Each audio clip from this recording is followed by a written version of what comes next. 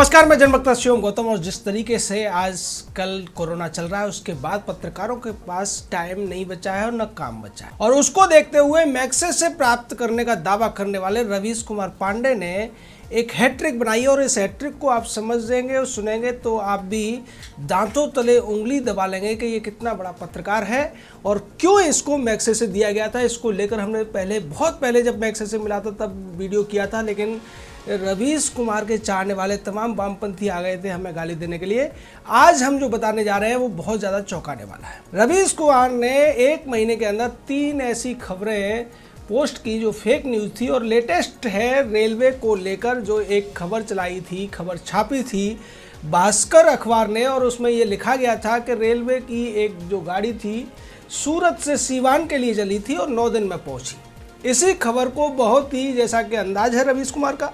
भावुक तरीके से शब्दों का घालमेल करते हुए बड़ी अच्छी सी चाशनी लपेट कर रवीश कुमार ने एक बहुत बड़ा सा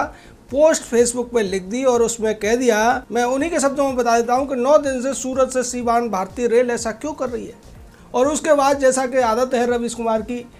तमाम लाग लपेट करते हुए रवीश कुमार ने रेलवे को कटघरे में खड़ा कर दिया और ऐसा कहने की कोशिश की कि कोई ट्रेन रेलवे ने सूरत से चलाई थी जो पूरे देश में घूमते हुए सीवान 9 दिन बाद पहुंच गई। और ऐसा करने वाले रवीश कुमार पहली बार नहीं कर रहे थे। उससे पहले उन्होंने एक डोनाल्ड ट्रंप को लेकर टाइम मैगजीन की एक खबर को इसी तरीके से कर दिया था आगे, और उसके बाद जिस तरीके से हिंदू की एक खबर को लेकर जिसमें ये कहा गया था कि मजदूरों से रेलवे किराया वसूल रही है, और ये भी एक फेक न्यूज़ था। और ऐसा करते हुए रवीश कुमार ने लालू प्रसाद यादव की भी तारीफ कर दी और ये कह दिया कि जब कोसी में बाढ़ आई थी तो लालू यादव ने रेलवे में मजदूरों के लिए और बाकी लोगों के लिए फ्री कर दिया था, टिकट नहीं लिया था, लेकिन ये मोदी सरकार है, ये पैसा वसूल रही है। और आपको जैसा कि पता है रवीश कुमार का अंदाज, वो जिस तरीके से बातें करते हैं हूँ करके, जब उनसे कोई उल्टी बातें या तथ्यात्मक बात करता है तो उस व्यक्ति को किस तरीके से इग्नोर करके सच को छुपाने की कोशिश रवीश कुमार करते हैं। और इन्हीं सब बातों को लेकर जब मैग्सेसे से इनको दिया गया था तब हमने सवाल उठाया था और आपको बताया था कि किस तरीके से लॉबिंग की जाती है मैग्सेसे को लेकर। लेकिन बहुत से लोग जो कि ये भी कह रहे थे कि हम निष्पक्ष हैं और इस मामले में आपकी बात नहीं मानेंगे। हमने एक उदाहरण भी दिया था अरविंद केजरीवाल का, क्योंकि अरविंद केजरीवाल को जब मैग्सेसे दिया गया था तो उसने कोई बहुत बड़ा तीर नहीं मारा था, बल्कि 600 लोगों के जो फॉर्म थे इनकम टैक्स वगैरह के, उनको केवल थोड़ी सी सहूलियत दे दी थी और इसी के ऊपर उसको मैग्सेसे मिल गया था। रवीश कुमार को मैग्सेसे क्यों मिला है, इसके तमाम कारण हैं, तमाम लॉबी हैं, और ऐसी लॉबी काम कर रही हैं क्योंकि उनको ऐसा लगता था कि रवीश कुमार को आगे करके वो मोदी के खिलाफ तमाम तरीके की बातों को प्रचार कर पाएंगे। और वही काम अब रवीश कुमार बहुत ज़्यादा अच्छी तरीके से करते हुए दिखाई दे रहे हैं। रवीश कुमार पांडे वही हैं जिनके भाई के ऊपर बलात्कार से लेकर महिलाओं की तस्करी तक के आरोप लगे और उन्हें जेल जाना पड़ा। इनकी बहन के ऊपर भ्रष्टाचार के आरोप लगे, और उसके अलावा रवीश कुमार को तो आप जानते हैं चुनावों में कौन जात का नारा देने वाला यही पत्रकार है, जो कहीं भी जाता था हर व्यक्ति से ये जरूर पूछता था कि कौन जात हो, और जाति पूछकर जो सवाल करता है उसको आप पत्रकार माने तो ये आपका भ्रम है। ये बहुत बड़ा पक्षकार है जो कि एक वामपंथी चैनल में काम करता है, और वामपंथी चैनल में काम करने की वजह से इसकी वामपंथ का तो असर इस पर है ही साथ कांग्रेस के साथ भी इसकी अच्छी तालमेल है। हमने एक बार और बताया था आपको कि अरविंद केजरीवाल ने जब पार्टी बनाई थी तो रवीश कुमार पांडे उस पार्टी में शामिल होने के लिए पूरी तरह से तैयार हो गए थे, लेकिन जब आशुतोष का हाल इन्होंने देखा तो उसके बाद इन्होंने अपने पैर पीछे खींच लिए और मैग्सेसे के लिए लॉबिंग करना शुरू कर दिया था। अब दिक्कत ये है कि जब इस तरीके की खबरें पोस्ट होती हैं और रवीश कुमार जैसे व्यक्ति जो इसे कि मैग्सेसे दिला दिया गया है, अगर वो खबरों को फॉरवर्ड करेगा, उनकी पुष्टि करेगा, तो सीधे तौर पर ज़्यादातर लोग उसको सच मान लेंगे। और हमें भी कल एक फ़ोन आया था, हमने ये कहा था कि हम पहले पुष्टि करेंगे उसके बाद इस पर कुछ बोलेंगे। हमें फ़ोन आया था कि एक ट्रेन भटक गई और 9 दिन बाद सीवान पहुँची। हमें विश्वास नहीं हुआ क्योंकि रेलवे के अंदर इतनी बड़ी चूक नहीं हो सकती, क्योंकि सिग्नलिंग से लेकर मैनेजमेंट तक इसमें हज़ारों टेक्नीशियन इन्वॉल्व रहते हैं और हर एक टेक्नीशियन एक एक सेकंड के लिए भी कहीं चूक की गुंजाइश नहीं है, क्योंकि अगर एक भी चूक होती है तो उसका परिणाम बहुत ज़्यादा भयावह होता है। ये ट्रेन है, कोई रिक्शा नहीं है, कोई मोटरसाइकिल नहीं है, कार नहीं है या बस नहीं है कि जिसको एक बार कह दिया कि दाहिने मुड़ जाओ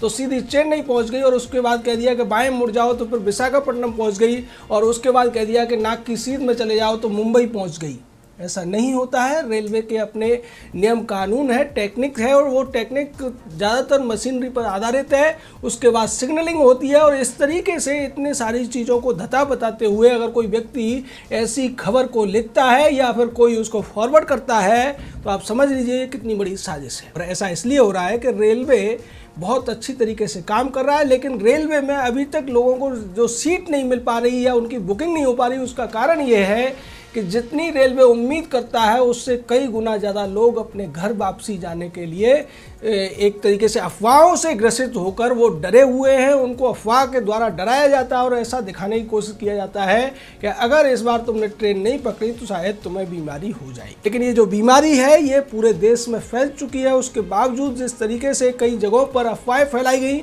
और इसका सबसे बड़ा उदाहरण दिल्ली में आपको देखने को मिला, जब दिल्ली के मुख्यमंत्री और उप मुख्यमंत्री ने खुद लॉकडाउन शुरू होते ही अफवाह उड़ाई थी कि ये 3 से 6 महीने तक चलने वाला, और उसके बाद लोगों में अफरा तफरी मच गई। रवीश कुमार पांडे जैसे जो पक्षकार हैं,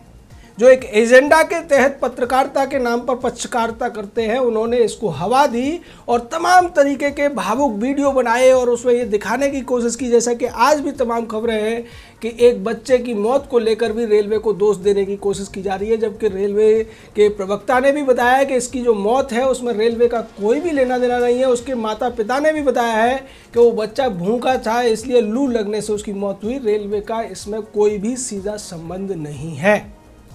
आम दिनों में भी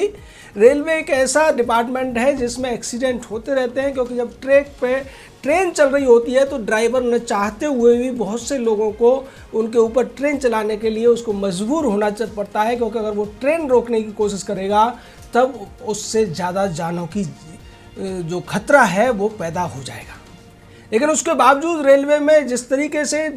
अच्छी तरीके से काम होता है और इतनी सारी 12,000 से ज़्यादा ट्रेनें जो पैसेंजर ट्रेनें रेलवे चलाता है, उसके अलावा तमाम गुड्स ट्रेनें चलती हैं, और कभी भी कोई भी ट्रेन इस तरीके से रास्ता नहीं भटकती कि वो 9 दिन तो क्या वो 2 दिन भी इधर उधर हो जाए। हाँ, ऐसा ज़रूर हो सकता है कि डेस्टिनेशन की जो अभी आजकल जिस तरीके से सिग्नल का दिक्कत चल रहा है उसमें 1-2 स्टेशन का अंतर आ सकता है, लेकिन इस तरीके से जैसा कि रवीश कुमार पांडे ने बिना सोचे समझे इस खबर को आगे किया, और उन्हें ऐसा लगता था कि जिस तरीके से तारीफ हो रही है पीयूष गोयल की, और उस तारीफ से चिढ़कर रवीश कुमार को लगा कि इस खबर के बाद में लोग पूरे रेलवे डिपार्टमेंट को गाली देने लगेंगे, पीयूष गोयल को गाली देने लगेंगे जो अच्छी तरीके से काम कर रहे हैं। रात को 2-2 बजे उठकर वो ट्वीट करते हैं उद्धव ठाकरे को कि आप लिस्ट भेजिए, हम ट्रेनें भेजने को तैयार हैं। शायद कांग्रेस की तरफ से उन्हें कहा गया, या फिर ये उनकी अब प्रवृत्ति बन गई है, क्योंकि जिस तरीके से 3 फेक न्यूज़ को रवीश कुमार पांडे अब तक फॉरवर्ड कर चुके हैं, तो ऐसा लगता है कि अब उनके पास करने के लिए कुछ है नहीं, और मोदी सरकार की आलोचना करने के लिए, मोदी सरकार को बदनाम करने के लिए रवीश कुमार पांडे ने एक नया तरीका अपना लिया है, वो है प्रोपेगेंडा का, झूठी खबरों को आगे करने का और अफवाहें फैलाने का। सीधे तौर पर इसके साथ साथ जिस तरीके से टाइम मैगजीन तक को रवीश कुमार ने नहीं बख्शा, हिंदू का उन्होंने एक रेफरेंस लिया। द हिंदू नाम का जो अखबार है, वामपंथी अखबार है, सबको पता है, ये वही अखबार है जिसका रेफरेंस देकर प्रशांत भूषण ने सुप्रीम कोर्ट में याचिका लगाई थी राफेल के मामले में। प्रशांत भूषण ने यह कहने की कोशिश की थी कि द हिंदू ने लिखा है, यानी कि जो कुछ हिंदू में लिख गया वो सबसे बड़ा सत्य हो जाता है, ऐसा वामपंथी लोग मानते हैं या कुछ कांग्रेसी भी मानते हैं। और वही बात रवीश कुमार के मन में भी आई। उसने पहले द हिंदू का रेफरेंस लिया, फिर उसने भास्कर का रेफरेंस लिया, लेकिन उसने ये पुष्टि करने की कोशिश नहीं की कि सूरत के उस रेलवे स्टेशन के स्टेशन मास्टर से जो ट्रेन नंबर था उसको लेकर वो पुष्टि करते। इतना बड़ा चैनल चलाते हैं और ये बात पक्का करने के बाद इसको आगे करना चाहिए था या इसका खंडन करना चाहिए था। एनडीटीवी तमाम तरीके की झूठी खबरें चला चुका है। अभी 2 दिन पहले हमने आपको बताया था कि किस तरीके से सेना और आईटीबीपी के जवानों को लेकर एनडीटीवी ने ये प्रोपेगेंडा चलाया था कि 2 दर्जन से ज़्यादा जवानों को बंधक बना लिया गया था, उनके हथियार छुड़ा लिए गए थे और उनके साथ मारपीट की गई थी। लेकिन सेना के प्रवक्ता ने अधिकृत तौर पर जब इसका खंडन किया, उसके बावजूद एनडीटीवी ये लिखता रहा कि सेना की तरफ से कहा जा रहा है, हालांकि कोई आधिकारिक खंडन नहीं है। यानी जब कोई खंडन भी आ जाता है, सेना विरोध भी करती है, उसके बावजूद भी ये इतने निर्लज्ज हैं कि देश के विरोध में जो खबरें ये चला देते हैं उस पर एक तो माफ़ी नहीं मांगते और फिर भी उन खबरों को तोड़ मरोड़ कर इस तरीके से पेश करते हैं कि जो उन्होंने कहा वही सच है।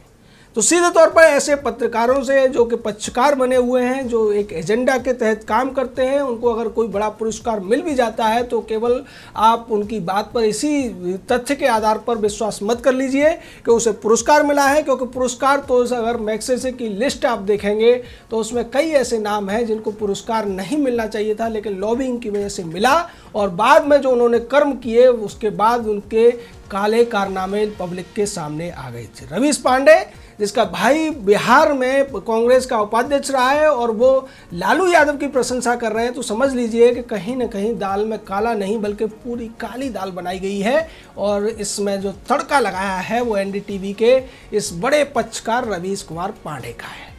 तो आज रवीश कुमार पांडे पूरी तरीके से बेनकाब हो चुके हैं और लोगों को यह भी समझ लेना चाहिए कि रवीश कुमार पांडे का जो एजेंडा है वो सिर्फ और सिर्फ भारत को बदनाम करना है, भारत सरकार को बदनाम करना है और इसके बदले में मोटी दलाली खाना है। जय हिंद, जय भारत।